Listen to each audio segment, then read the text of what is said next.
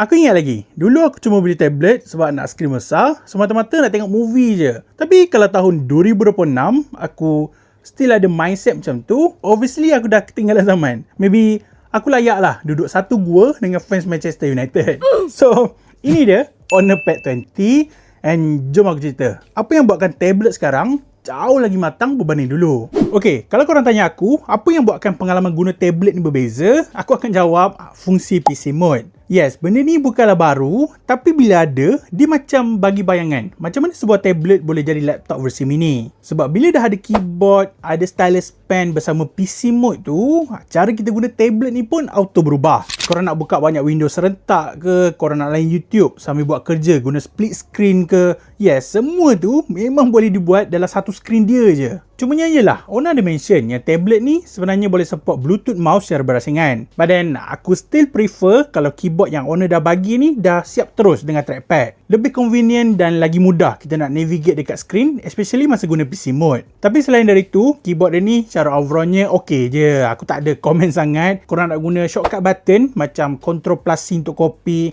Ctrl plus V untuk paste kan, atau shortcut lain yang biasa korang pakai dekat PC pun boleh je. Dan aku faham, korang mesti tertanya kan, macam mana Honor Pad 20 boleh handle semua task level PC tu? Tak rasa berat ke? Bagi aku, overall okey je, mandangkan tablet ni dah siap package dengan Snapdragon 7 Gen 3, chipset Mirage yang selesa nak pakai, jadi semua penggunaan memang akan terasa snappy dan smooth je untuk daily task korang. Lepas tu kena pula, bila bateri dia 10,100 mAh, korang akan enjoy lah tanpa perlu risau bateri cepat habis atau nak cari charger selalu. Tapi of course, yang bestnya pasal sebuah tablet, skrin yang super besar. Honor Pad 20 datang dengan 12.1 inci 3K display. Dan walaupun dia just pakai TFT LCD, ramai turn off kan, tapi panel LCD sekarang dah top tier tau. Sharpness dia menyelah, warna dia vibrant, dan untuk penggunaan dalam jangka masa yang lama, korang dah tak payah risau. Sebab tablet ni memang dah lengkap dengan pelbagai teknologi eye comfort. So selesa je untuk mata kita masa tengok skrin tu.